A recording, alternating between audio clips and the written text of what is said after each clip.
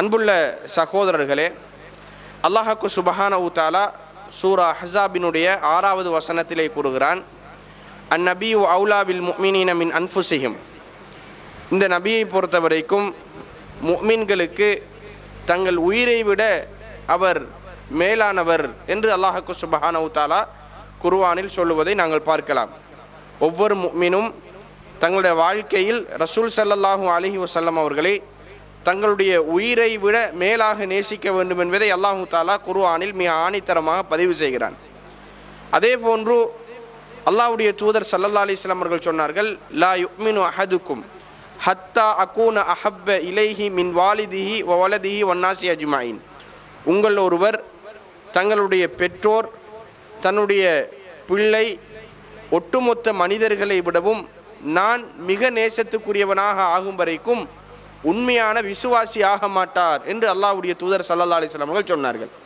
அப்போ உண்மையிலே ஒரு மனிதனை பொறுத்த வரைக்கும் தான் ஈன்றெடுத்த பெற்றோர்களாக இருந்தாலும், தன்னை ஈன்றெடுத்த பெற்றோர்களாக இருந்தாலும், தான் ஈன்றெடுத்த குழந்தைகளாக இருந்தாலும், உலகத்தில் ஒரு மனிதர் எவ்வளவு நன்றிக்கடனாக விசுவாசமாக நம்மோடு இருப்பாராக இருந்த தோழர்களாக இருந்தாலும் அவர்களை விட அல்லாஹ்வுடைய தூதர் ஸல்லல்லாஹு அலைஹி வஸல்லம் அவர்களை மிக கடுமையாக நேசிக்க வேண்டும்.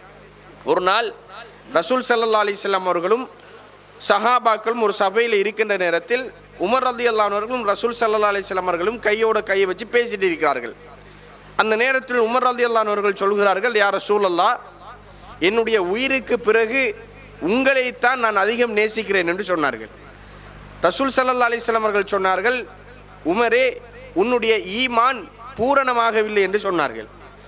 அப்போது உமர் ரலியல்லாஹு அன்ஹு அவர்கள் சொல்கிறார்கள், யா ரசூலல்லாஹ், என்னுடைய உயிரை விட மேலாக உங்களை நான் நேசிக்கிறேன் என்று சொன்னார்கள். அப்போது அல்லாஹ்வுடைய தூதர் ஸல்லல்லாஹு அலைஹி வஸல்லம் அவர்கள் சொல்கிறார்கள், ஃபல் ஆன், இப்போதுதான் உங்களுடைய ஈமான் பரிபூரணமாகி விட்டது என்று சொன்னார்கள். அப்போ அல்லாஹ்வுடைய தூதர் ஸல்லல்லாஹு அலைஹி வஸல்லம் அவர்களை ஒவ்வொரு முஃமினும் தன்னுடைய வாழ்க்கையில் தன்னுடைய உயிரை விட மிக மேலாக நேசிக்க வேண்டும் என்பதை நாங்கள் புரிந்து கொள்ள வேண்டும். அதே போன்று அல்லாஹ்வுக்கு சுப்ஹானஹு தஆலா சூரா ஆல இம்ரானினுடைய 31வது வசனத்திலே சொல்லுகிறான், குல் இன் குன்தும் துஹிப்பூனல்லாஹ ஃபத்தபிஊனி. நபியை நீங்கள் சொல்லுங்கள், அல்லாஹு தஆலா சொல்லுகிறான், நபியை நீங்கள் அந்த மக்களுக்கு சொல்லுங்கள், அல்லாஹு தஆலா உங்களை நேசிக்க வேண்டுமாக இருந்தால் என்னை பின்பற்றுங்கள்.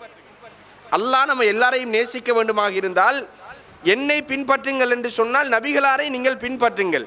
அப்படி நீங்கள் பின்பற்றினீர்களாக இருந்தால் யுஹிபுக்குமுல்லாஹ், அல்லாஹ் உங்களை நேசிப்பான். வயக்ஃபிர் லக்கும் துனூபக்கும், அல்லாஹு தஆலா உங்களுடைய பாவங்களை மன்னிப்பான் என்று அல்லாஹு தஆலா குர்ஆனில் சொல்லுவதை நாங்கள் பார்க்கலாம். அப்போ எப்போதுமே ஒரு முஃமின் அல்லாஹ்வுடைய தூதரை பின்பற்றுதல் நேசத்தினுடைய மிகப்பெரிய அடையாளம்ங்கிறத நாங்கள் பார்க்கலாம். எப்போதும் அல்லாஹ்வுடைய தூதர் ஒன்றை சொல்கிறார்களாக இருந்தால் அதை ஏற்று நடப்பது நேசத்தினுடைய வெளிப்பாடு. அல்லாஹ்வுடைய தூதர் நன்மையான காரியங்களையும் பாவத்தில் இருந்து ஒரு மனிதன் எப்படி விலக வேண்டும் என்பதையும் ஏராளமான செய்திகள் மூலம் சொல்லி தந்திருக்கிறார்கள். அதை ஒரு முஃமின் எடுத்து நடந்தால் அல்லாஹ்வுடைய தூதரை நேசம் கொள்கிறான் என்று அர்த்தம். ஒரு முஃமின் அல்லாஹ்வுடைய தூதருக்கு கட்டுப்படுகிறானாக இருந்தால், அவர் சொன்னதை தன் வாழ்க்கையில் அமுல்படுத்துகிறானாக இருந்தால் அல்லாஹ்வுடைய தூதரை அவன் நேசிக்கிறான் என்பது அர்த்தம். ஒரு பெற்றோர் ஒரு பிள்ளையை நேசிக்கிறதுக்கு என்ன சொல்லுவார்கள்? எந்த புள்ள நான் சொல்ற மாதிரி கேட்குது அப்படின்னு சொல்லுவார்கள். என்ன அர்த்தம்? அந்த பெற்றோர் சொல்வதற்கு பிள்ளை வழிபடுகிறது, கட்டுப்படுகிறது. அப்ப பெற்றோர்கள் நேசிக்கிறார்கள். அப்ப பொதுவாக ஒரு தியரி என்னன்னு கேட்டால், நம்ம சொல்றதுக்கெல்லாம் யாரெல்லாம் எக்ரி ஆகிறாங்களோ, யாரெல்லாம் உடன்பட்டு கட்டுப்படுகிறார்களோ அவர்கள் மீதான நேசம் உண்டாகும் என்பது ஒரு விதி. அப்ப அல்லாஹ்வுடைய தூதரை பின்பற்றுதல் என்பதுதான் நேசத்தினுடைய அடையாளம் என்பதை அன்புள்ள சகோதரர்களே நாங்கள் ஆணித்தரமாக தெரிஞ்சு கொள்ளணும். இப்போ அல்லாஹ்வுடைய தூதரை நாம் எப்படி நேசிக்க வேண்டும், சஹாபாக்கள் எப்படி நேசிச்சாங்க? ரசூல் ஸல்லல்லாஹு அலைஹி வஸல்லம் அவர்களுடைய நேசம் இழந்து போய்விட்டு மறுமையில் நாம் நிற்கதியாக ஆகிவிடுவோம் என்று சஹாபாக்கள் ஏங்கின பல வரலாறுகள் இருக்கிறது. சௌபான் ரலியல்லாஹு அன்ஹு ரசூல் ஸல்லல்லாஹு அலைஹி வஸல்லம் அவர்களிடத்தில் ஒரு நாள் வாராங்க. அல்லாஹ்வுடைய தூதர் ஸல்லல்லாஹு அலைஹி வஸல்லம் அவர்கள் சௌபான் ரலியல்லாஹு முகத்தை பார்க்குறாங்க. அந்த முகத்தில் ஏதோ ஒரு வாட்டம் தெரிகிறது. நாம சொல்லுவோம்ல, அகத்தின் அழகு முகத்தில் தெரியும் என்று. உள்ளத்தில் ஏதாவது கவலை கஷ்டம் இருக்குமாக இருந்தால் அதனுடைய வெளிப்பாடு முகத்திலே தெரிந்துவிடும். சௌபான் ரலியல்லாஹு அன்ஹு அந்த வளமையான முகம் அவருடைய முகத்தில் இல்லை, மலர்ச்சியை காணல. ரசூல் ஸல்லல்லாஹு அலைஹி வஸல்லம் அவர்கள் கேட்கிறார்கள், சௌபானே வளமையை போன்ற ஒரு முகம் இல்லை, ஏதோ ஒரு வித்தியாசமாக இருக்கிறது, ஏதோ ஒரு கவலையை நீ சுமந்து கொண்டிருக்கிறாய் போல் இருக்கிறது, என்ன காரணம் என்று கேட்கிறாங்க. சௌபான் ரலியல்லாஹு அன்ஹு அவர்கள் ஒன்றுமில்லை அல்லாஹ்வுடைய தூதரை என்று சொல்லும்போது அல்லாஹ்வுடைய தூதர் விடல, நீங்க சொல்லுங்கள் ஏதோ ஒரு பிரச்சனை இருக்கிறது. அப்ப சௌபான் ரலியல்லாஹு அன்ஹு அவர்கள் தன் உள்ளத்தில் இருந்த கவலையை சொல்றாங்க. என்ன கவலை தெரியுமா? யா ரசூலல்லாஹ், உலகத்தில் உங்களை பார்க்க வேண்டுமாக இருந்தால், உங்களிடத்தில் படிக்க வேண்டுமாக இருந்தால், நாலு நல்ல விடயங்களை தெரிந்து கொள்ள வேண்டுமாக இருந்தால் உலகத்தில் வந்தவங்களோடு உட்காருவோம், பேசுவோம், பழகுவோம், போய்விடுவோம். நானும் நீங்களும் உலகத்தை விட்டு என்ற ஒரு நாள் பிரிந்து விடுவோம். எப்போது இந்த வாழ்க்கைக்கு ஒரு முற்றுப்புள்ளி இருக்கிறது. நீங்க மௌத்தானால் நல்லவர்களோடு நபிமார்களோடு உயர்ந்த சுவர்க்கத்தில் இருப்பீர்கள், நாங்க மௌத்தானால் எங்களுடைய கெதி என்ன என்று சொல்லி கவலைப்பட்டார்கள். அல்லாஹ்வுடைய தூதர் ஸல்லல்லாஹு அலைஹி வஸல்லம் அவர்கள் அமைதியாக இருக்கிறார்கள். அல்லாஹ் தஆலா குர்ஆன் வசனத்தை இறக்குறான். வமை யுத்திஇல்லாஹ வர் ரசூல், யார் அல்லாஹ்வுக்கும் அல்லாஹ்வுடைய தூதருக்கும் வழிபடுகிறார்களோ, ஃபஉலாயிக மஅல்லதீன அன்அமல்லாஹு அலைஹிம் மினன் நபியீன வஸ்ஸித்தீகீன வஷுஹதாஇ வஸ்ஸாலிஹீன், அல்லாஹ் அருள் செய்த நபிமார்களோடும் உண்மையாளர்களோடும் நல்ல மக்களோடும் அல்லாஹ்வுடைய பாதையில் உயிர் நீத்தவர்களோடும் ஒன்றாக இருப்பார்கள் என்ற வசனத்தை அல்லாஹ் தஆலா இருக்கிறார். ரசூல் ஸல்லல்லாஹு அலைஹி வஸல்லம் அவர்கள் சௌபான் ரலியல்லாஹு அன்ஹு அவர்களை அழைத்து சொன்னார்கள், சௌபானே உன்னுடைய கவலையை போக்குவதற்காக அல்லாஹ் தஆலா ஒரு குர்ஆன் வசனத்தை இறக்கி இருக்கிறான். சுருக்கம் என்ன? யார் ஒருவர் அல்லாஹ்வுக்கும் அல்லாஹ்வுடைய தூதருக்கும் வழிபட்டு நடக்கிறார்களோ நபிமார்களோடு நாளைக்கு ஒன்றாக இருப்பார். அப்ப நேசத்தினுடைய அடிப்படை வழிபடுதல்ங்கிறத முதலாவது நாங்க தெரிஞ்சு கொள்ள வேண்டும். அல்லாஹ்வுடைய தூதரை பரவலாக சஹாபாக்கள் அப்படி நேசித்தார்கள். ரசூல் ஸல்லல்லாஹு அலைஹி வஸல்லம் அவர்கள் உஹதுடைய யுத்தத்தில் இருக்கிற சமயம் ஒரு பெண்மணி வாராங்க. அந்த பெண்மணியை பற்றி அல்லாஹ்வுடைய தூதர் ஸல்லல்லாஹு அலைஹி வஸல்லம் அவர்கள் ஹதீஸ்ல நாங்கள் பார்க்கின்ற போது அந்த பெண்மணிக்கு சொல்லப்படுகிறது, இந்த உஹதுடைய களத்தில் உங்களுடைய கணவர் மௌத்தாகி விட்டார். அந்த பெண்மணி கேட்குறாங்க, அல்லாஹ்வுடைய தூதர் எங்கன்னு சொல்லி. உங்களுடைய சகோதரர் மரணித்து விட்டார். அந்த பெண்மணி கேட்குறாங்க, அல்லாஹ்வுடைய தூதர் எங்கன்னு சொல்லுங்க. அந்த பெண்மணிக்கு சொல்லப்படுகிறது, உங்களுடைய தந்தை மரணித்து விட்டார். அந்த பெண்மணி கேட்குறாங்க, அல்லாஹ்வுடைய தூதர் ஸல்லல்லாஹு அலைஹி வஸல்லம் அவர்கள் எங்கன்னு சொல்லி. அப்போ தன்னுடைய கணவர், தன்னுடைய சகோதரர், தன்னுடைய தந்தை 3 பேரும் மரணித்து ஷஹீதாகி கிடக்கின்ற நேரத்தில் அந்த பெண்மணியுடைய வாயிலிருந்து வந்த வார்த்தை என்ன தெரியுமா? எல்லாருமே போனா பிரச்சனை இல்லை, கவலைதான், கல் நெஞ்சு கிடையாது. அவர்களை விட நேசம் எங்க உருவாயிச்சு என்று கேட்டால் அல்லாஹ்வுடைய ரசூல் ஸல்லல்லாஹு அலைஹி வஸல்லம் அவர்களிடத்தில் உருவாயிச்சு. அல்லாஹ்வுடைய தூதரை உயிருக்கு உயிராக அந்த சமுதாயம் அப்படி நேசிச்சார்கள்ங்கிறத நாங்கள் பார்க்கலாம். அதே போன்று அன்புள்ள சகோதரர்களே, நேசத்தினுடைய வெளிப்பாடு அல்லாஹ்வுடைய தூதரை எல்லாருமே நேசித்தார்கள். ஆண்கள், பெண்கள், சிறுவர்கள் என்று உயிரை விட மேலாக நேசித்தார்கள். ரசூல் ஸல்லல்லாஹு அலைஹி வஸல்லம் அவர்கள் பத்ருடைய களத்தில் நிற்கிறாங்க. ஒரு சஹாபி நிற்கிறார். போர் விறுவிறுப்பாக நடந்து கொண்டிருக்கிறது. அபூ ஜஹலை பொறுத்த வரைக்கும் அன்புள்ள சகோதரர்களே, மிகப்பெரிய படை தளபதி, யாராலும் அசைக்க முடியாது என்று சொல்கின்ற அளவுக்கு அவனுடைய ஆணவமும் அப்படித்தான் இருந்துச்சு, அவனுடைய அதிகாரமும் அப்படித்தான் இருந்துச்சு, அவனும் ஒரு வீரனாகத்தான் இருந்தான். ரசூல் ஸல்லல்லாஹு அலைஹி வஸல்லம் அவர்கள் போர் விறுவிறுப்பாக நடந்து கொண்டிருக்கிற ஒரு சஹாபி சொல்றார், யுத்த காலத்தில் நான் நின்று கொண்டிருக்கின்றேன். நின்று கொண்டிருக்கின்ற நேரம் எனக்கு பக்கத்தில் ஒருவர் சைக்கினே செய்கிறார், பின்னுக்கு நின்று கொண்டு. நான் திரும்பி பார்க்கிறேன், ஒரு சின்ன பையன். அந்த சின்ன பையன் சொல்கிறான், அபூ ஜஹல் யார் என்று உங்களுக்கு தெரியுமா? எதிர் அணியில் அபூ ஜஹல்ங்கிற ஒருத்தன் இருக்கிறானா, உங்களுக்கு யார் என்று தெரியுமா?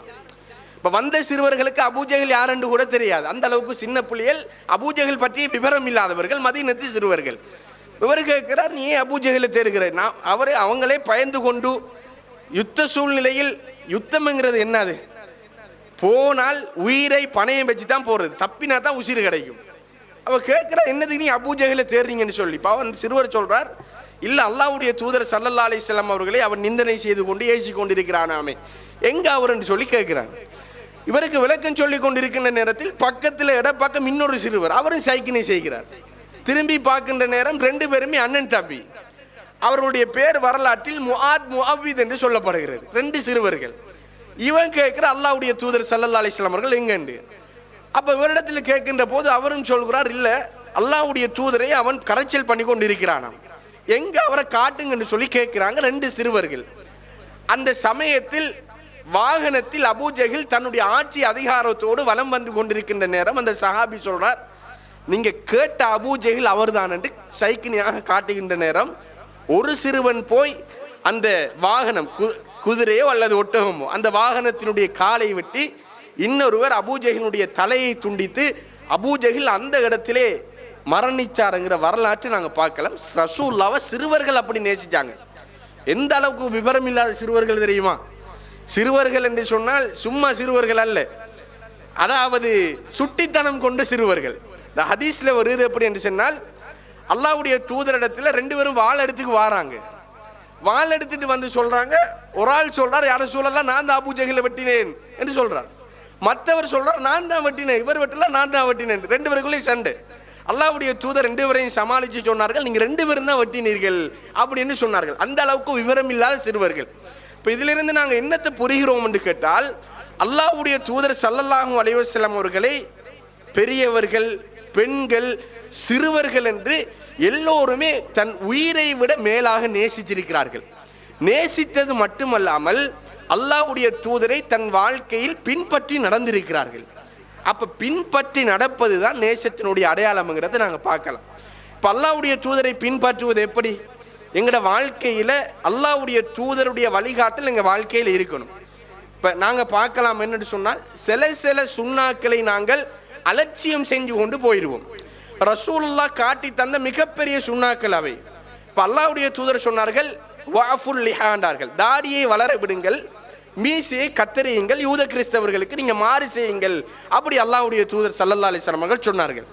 உங்களுடைய ஆடைகளை கரண்டை காலுக்கு மேலாக நீங்கள் அணிந்து கொள்ளுங்கள் என்று சொன்னார்கள். நஹா ரசூலுல்லாஹி ஸல்லல்லாஹு அலைஹி வஸல்லம் அனில் கஸ் என்று சொல்லி ஒரு பக்கம் சிரைத்து இன்னொரு பக்கம் முடி வெட்டுவதை அல்லாஹ்வுடைய தூதர் ரசூல் ஸல்லல்லாஹு அலைஹி வஸல்லம் அவர்கள் தடை செஞ்சார்கள். இப்படி அல்லாஹ்வுடைய தூதர் தடை செஞ்ச ஏவிய ஏராளமான விஷயங்களை சமூகத்தில் நம்ம ஏளனமாக பார்க்கிறோம். ஒருத்தர் தாடி வளர்த்து கொண்டு வந்தாராக இருந்தால் அவர் ஒரு ரெண்டாம் நபராக பார்க்கிறது. இப்போ ஒருவர் கரண்டை காலுக்கு மேலே உடுப்பு உடுத்துட்டு கொண்டு வந்தார்ன்னு சொன்னால் அவரை நம்முடைய சமுதாயம் இன்டடிக்கிறது. இந்த வேலைகள் நம்மளிடத்தில் இருக்கக்கூடாது. நாம் தனிப்பட்ட ரீதியாக செய்கின்ற பாவம் வேற விஷயம். இப்போ ஒருவர் தாடி வளர்க்கிறார், அவருக்கு நன்மை கிடைக்கும். ஒருவர் தாடியை வலிக்கிறார், அவருக்கு பாவம் கிடைக்கும்.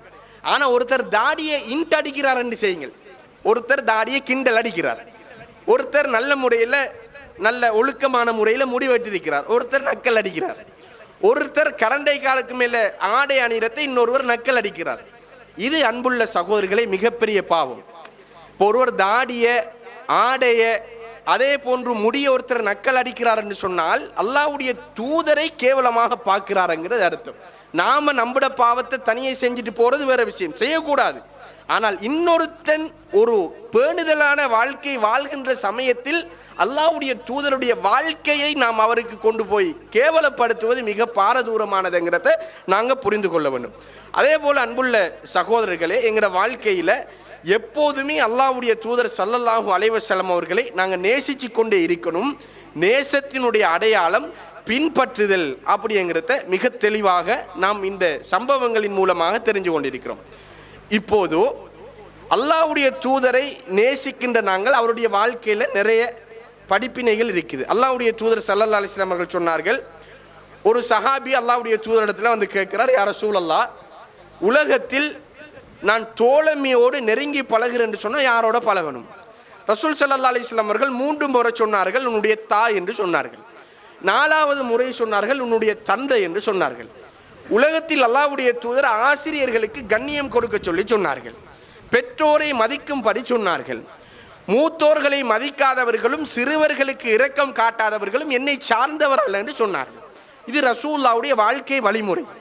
இது எப்போ செய்யணும் என்று கேட்டால், ஒரு மனிதன் தன் வாழ்க்கையில் ஒவ்வொரு நொடியும் செய்யணும். மூத்தோரை கண்ணியப்படுத்துவது அவன் வாழ்க்கையில் எப்போதும் அவனுடைய உடம்போடு ஒட்டி கொண்டிருக்கணும். சிறுவர்களுக்கு இரக்கம் காட்டுறது என்பது எப்போதும் இருக்கணும். ஆசிரியர்களை கண்ணியப்படுத்துவது, கௌரவப்படுத்துவது என்பது எப்போதுமே இருக்கணும். பெற்றோர்களை மதித்து அவர்களுடைய மனம் புண்படாதவாறு நடப்பது எப்போதுமே இருக்கணும். ஆனால் இன்றைக்கு கலாச்சாரம் மாறி எப்படி ஆயிட்டு, அதுக்கு ஒரு தனி தினம் உருவாக்கப்பட்டிருக்குதா இல்லையா? யூதர்களிடத்திலிருந்து வந்த கலாச்சாரம் இன்றைக்கு மாறி எப்படி இருக்குது? பிள்ளைகளும் அதுக்கு இசைவாக்கம் அடைஞ்சிட்டாங்க. பெற்றோர்களுக்கு ஒரு நல்ல மருந்து மாத்திரை, ஒரு நல்ல ஆடை வாங்கி கொடுத்திருக்க மாட்டார். பெற்றோர்களோடு நல்ல முறையில் அந்யோன்யமாக பழகிருக்க மாட்டார். எந்த ஒரு போனும் தொலைத்தொடர்பு சாதனமும் இல்லாத பெற்றோர்களுக்கு பெற்றோர் தினத்தில் மாத்திரம் அன்றைக்கு வாட்ஸ்அப்பில் அல்லது சோசியல் மீடியாவில் ஒரு பதிவை போட்டுட்டு இருப்பார். யோசிச்சு பாருங்க, தன் வாழ்க்கையில் ஒவ்வொரு நொடியும் கண்ணியப்படுத்தப்பட வேண்டிய ஆசிரியர்களை வாரம் எல்லா நாளும் இழிவாக பார்த்துவிட்டு, மரியாதை இல்லாமல் ஒழுக்கம் இல்லாமல் நடந்துவிட்டு, ஒரு நாளைக்கு மட்டும் ஒரு 150 ரூபாய் சாக்லேட் கொடுத்து டீச்சர்ஸ் டேக்கு ஆசிரியர்களுக்கு கிஃப்ட் கொடுப்பதன் மூலமாக ஆசிரியர்களை கண்ணியப்படுத்துவது ஆகாது. இஸ்லாம் என்கிறது தனித்துவமான ஒரு மார்க்கம். அது ஒரு நாளைக்கு மட்டும் உரித்தானது அல்ல. வாழ்க்கையில் ஒரு வருடத்துக்கு 365 நாள் என்றால் 365 நாளும் அல்லாஹ்வுடைய தூதருடைய போதனைகள் இருக்க வேண்டும் என்பதை நாங்கள் புரிஞ்சு கொள்ளணும். இந்த வரிசையில் வந்ததுதான் அல்லாஹ்வுடைய தூதர் சொன்னார்கள், ஹாலிஃபுல் யஹூத், நீங்கள் யூதர்களுக்கு மாறு செய்யுங்கள் என்று சொன்னார்கள். யூதர்கள் எப்போதுமே நம்மளுடைய ஜென்ம விரோதிகள். அவர்கள் தங்கள் வாழ்க்கையில் நலவை யோசிக்கவே மாட்டார்கள். அப்ப யூதர்களுக்கு மாறு செய்யுங்கள் என்று அல்லாஹ்வுடைய தூதர் நிறைய விஷயங்களை சொல்லி தந்திருக்கிறார்கள். அவர்கள் தங்கள் தாடியில் நரை ஏற்பட்டால் அப்படியே விட்டு விடுவாங்க. உங்களோட தாடியில் நரைகள் ஏற்பட்டால் நீங்கள் அதுக்கு சாயத்தை பூசிக்கொள்ளுங்கள், கருப்பை தவிர்த்து கொள்ளுங்கள் என்று சொன்னார்கள். மருதாணி அடிக்கிறோம்.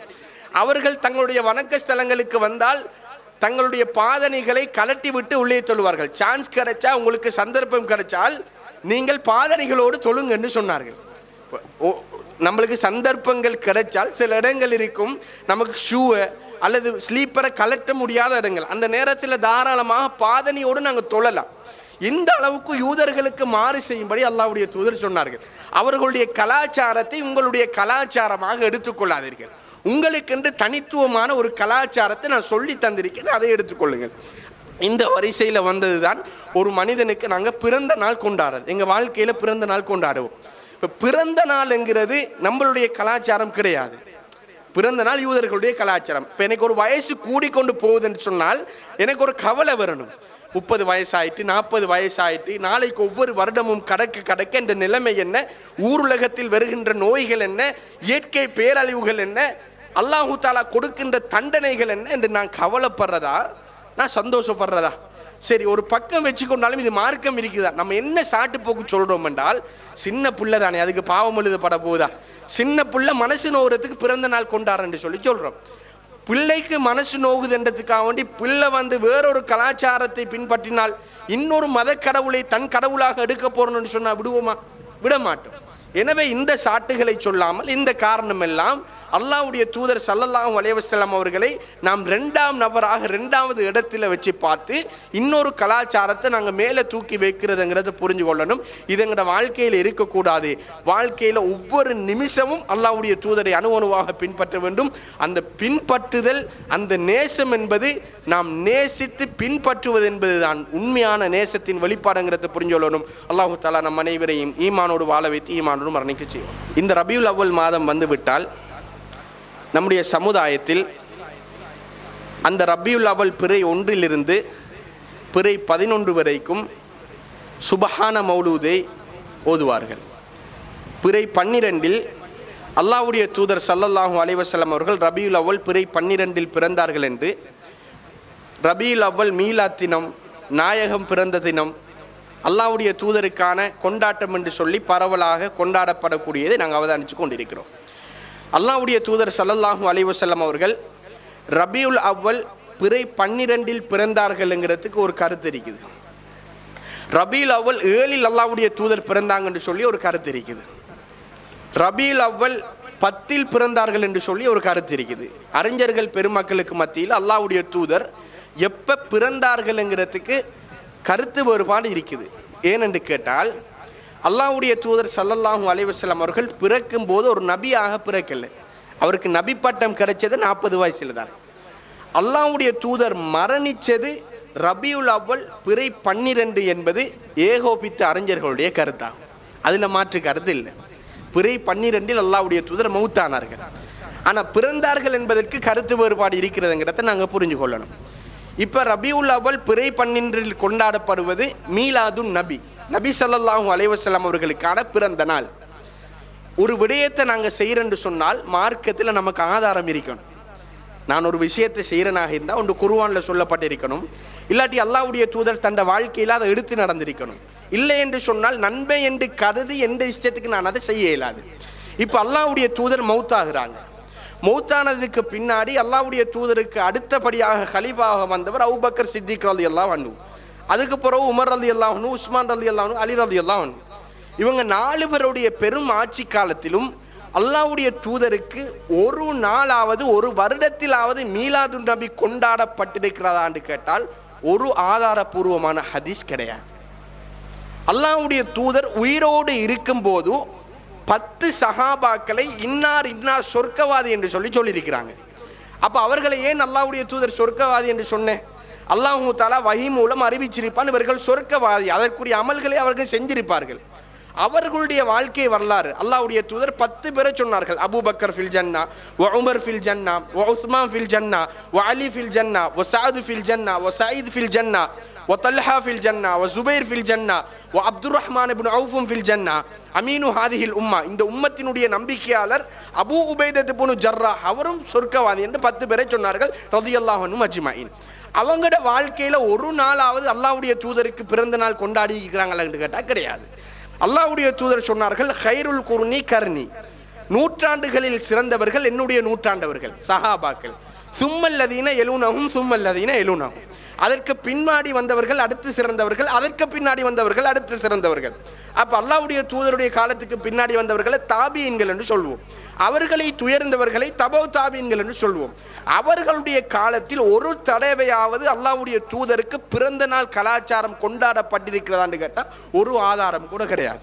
இப்போ எப்போ இது உருவாகிச்சென்று கேட்டால் ஷியாக்களில் ஒரு பிரிவினரான ஃபாத்திமியாக்களுடைய காலத்தில் தான் அல்லாஹ்வுடைய தூதருக்கு பிறந்த நாள் என்று சொல்லக்கூடிய ஒரு கலாச்சாரம் உருவாயிச்சு. அவர்கள் வருடத்தில் ஒவ்வொரு மாதமும் ஒவ்வொரு தினங்களை வச்சு கொண்டிருந்தார்கள். அலி ரலியல்லாஹு அன்ஹு அவர்கள் மரணித்ததை கொண்டு, ஆயிஷா ரலியல்லாஹு, அதே போன்று ஃபாத்திமா நாயகி கொண்டு, அதே போன்று ஹுசைன் ரலியல்லாஹு அன்ஹு அவர்கள் கொண்டு, இப்படி ஒவ்வொரு தினங்களை வச்சு கொண்டிருந்தார்கள். இந்த வரிசையில் அல்லாஹ்வுடைய தூதருக்கு மீலாது என்று சொல்லக்கூடிய ஒரு தினத்தை உருவாக்கி அதை கொண்டாடியதுதான் பிற்பட்ட காலத்தில் மீலாதுன் நபி என்று சொல்லக்கூடிய ஒரு நிகழ்வு வந்துச்சு. அன்புள்ள சகோதரர்களே, இதை நாம் புரிந்து கொள்ள வேண்டும். என்ற வாழ்க்கையில் இதை நான் எடுத்துக்கொள்றதா விடுறதா என்றா எனக்கு ஆதாரம் குர்ஆன், ஆதாரபூர்வமான ஹதீஸ், இது என்றும் இல்லாமல் நான் என்ற இஷ்டத்தை கொண்டு உருவாக்க போனனாக இருந்தால் மார்க்கத்தில் புதுமையை உருவாக்கிய பாவத்துக்கு நான் தள்ளப்படுவேன். புரிஞ்சு கொள்ளணும். இப்போ இன்னொரு விஷயத்தை நாங்கள் புரிஞ்சு கொள்ளணும். ரபியுல் அவ்வல் பிறை 1 பிறை 11, 12 வரைக்கும் அதை தமாம் பண்ணுவார்கள். ஓதப்படுகின்ற சுபஹான மௌலூத், இந்த சுபஹான மௌலூதை யார் உருவாக்கினாருங்கிறத நாங்கள் தெரிஞ்சு கொள்ளணும்.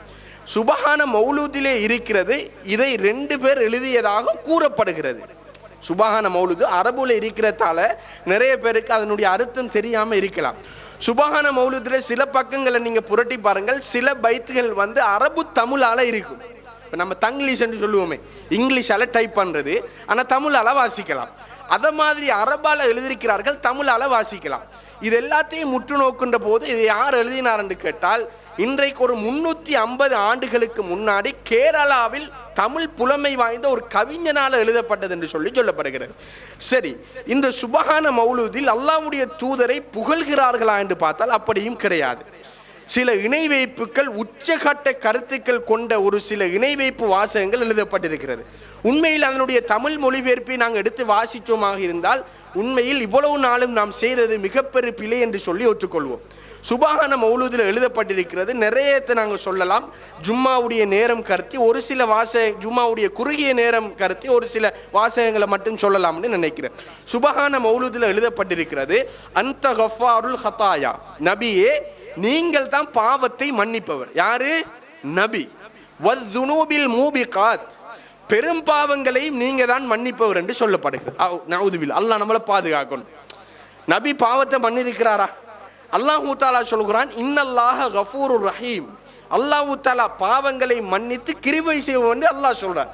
சுபஹான மௌலூதில் எழுதப்பட்டிருக்கிறது, நபியை நீங்க பாவத்தை மன்னிருக்கிற நீங்க பெரும் பாவத்தையும் நீங்க தான் மன்னிப்பீர்கள் என்று எழுதப்பட்டிருக்கிறது. அல்லாஹ் பாதுகாக்கணும். இப்படி இட்டுக்கட்டப்பட்டு புனைந்துரைக்கப்பட்ட ஏராளமான செய்திகள். அதே போன்று எழுதப்பட்டிருக்கின்ற ஒரு செய்தி, அதாவது நோய்களை குணப்படுத்துபவரே நபிக்கு எழுதப்பட்டிருக்குது. அப்போ இப்ராஹிம் அலைஹிஸ்ஸலாத்து வஸ்ஸலாம் அவர்களுடைய நோய் காலம் அவர் சொன்னது என்ன? ஃபைதா மரில்து ஃபஹுவ யஷ்ஃபீன், நான் நோயுற்ற காலத்தில் அவன் தான் என்னை குணப்படுத்துகிறான். சுபஹான மௌலூதில் எழுதப்பட்டிருக்கிறது, நோயுற்றால் நபி ஸல்லல்லாஹு அலைஹி வஸல்லம் அவர்கள் தான் குணப்படுத்துவார்கள் என்று எழுதப்பட்டிருக்கிறது. அதே போன்ற ஒரு வாசகம் இருக்கிறது, ரகசியங்களையும் பரகசியங்களையும் அறிபவரே என்று எழுதப்பட்டிருக்கிறது. அல்லாஹ்வுடைய தூதருக்கு ரகசியம் பரகசியம் எது? பரகசியமாக சில விஷயம் நடந்தால் தெரியும், ரகசியமாக நடக்க போகிறது அல்லாஹ்வுடைய தூதருக்கு தெரியுமா? உஹது யுத்தத்தில் கடவாய்ப்பால் அடிபட ரத்தம் சொட்ட சொட்ட அல்லாஹ்வுடைய தூதர் மயங்கி விழுந்தார்கள்ங்கிறத நாங்கள் பார்க்கலாம். இது நடக்க போகிறது என்பதை அறிந்து அல்லாஹ்வுடைய தூதர் அந்த இடத்துல நின்றிருப்பாங்களா? யூத பெண்மணி விஷம் கலத்த ஆட்டிறைச்சி அல்லாஹ்வுடைய தூதருக்கு கொடுக்குறாங்க. அல்லாஹ்வுடைய தூதருக்கு தெரியாது, சாப்பிட்டாங்க. சாப்பிட்டதுக்கு பிறகுதான் அல்லாஹு தஆலா வஹி அறிவிக்கிறான், நபி அதில் விஷம் கலந்த இறைச்சி இருக்குது என்று சொல்லி. மரண தருவாயிலும் அல்லாஹ்வுடைய தூதர் சொன்னார்கள், அந்த இறைச்சி அவள் தந்த இறைச்சியினுடைய வேதனை நான் உணர்கிறேன் என்று சொன்னார்கள். அப்போ அந்த அளவுக்கு அல்லாஹ்வுடைய தூதருக்கு மறைவான ஞானம் என்பது கிடையாது. அல்லாஹு தஆலா சில நேரம் சில விஷயங்களை வகையாக அறிவிப்பார். ஆனால் நடக்க போகிற ஒரு விஷயத்தை அல்லாஹ்வுடைய தூதருக்கு தெரியாது. பெருநாளுடைய காலங்களில் சின்ன பிள்ளைகளுக்கு தஃப் அடித்து பாட்டு பாடுறது அனுமதி இருக்குது. சின்ன பிள்ளைகளுக்கும் பெண்களுக்கும் தஃப்ன்னு சொல்கிறது ஒரு பக்கம் திறந்து இன்னொரு பக்கம் இருக்கக்கூடியது, சலங்கை எல்லாம் இருக்காது. பெருநாள் காலம் அனுமதிக்கப்பட்டு உண்டு. ரசூல் ஸல்லல்லாஹு அலைஹி வஸல்லம் அவர்கள் வீதியால் போகிறாங்க, ஒரு சின்ன புள்ள பாட்டு படிக்குது. பாட்டு படித்து கொண்டிருந்த நேரம் அல்லாஹ்வுடைய தூதருடனான நேசம். அந்த புள்ள சொல்லுது, வஃபீனா நபி ஸல்லல்லாஹு அலைஹி வஸல்லம், எங்களிடத்தில் ஒரு நபி இருக்கிறார், அவர் நாளைக்கு நடக்க போகிறத இன்றைக்கு அறிவார் அப்படின்னு சொல்கிறாங்க. அல்லாஹ்வுடைய தூதர் சொல்கிறாங்க, சிறுமியை நிப்பாட்டுங்க, நீங்கள் முந்தி படித்தது நல்ல கருத்து, நான் நாளைக்கு நடக்க போகிறத இன்றைக்கு அறிய மாட்டேன் என்று சொன்னார்கள். நான் ஒரு நபி தான், என்னை எல்லை மீறி புகழ வேண்டாம் என்று அல்லாஹ்வுடைய தூதர் ஏராளமான இடத்துல சொல்லியிருக்கிறார்கள்.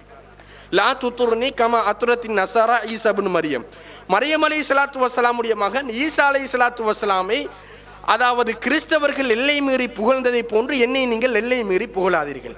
இன்னமா அன அப்துல்லாஹி வ ரசூலு, நான் அல்லாஹ்வுடைய அடியானும் அல்லாஹ்வுடைய தூதரும் என்று சொன்னார்கள்.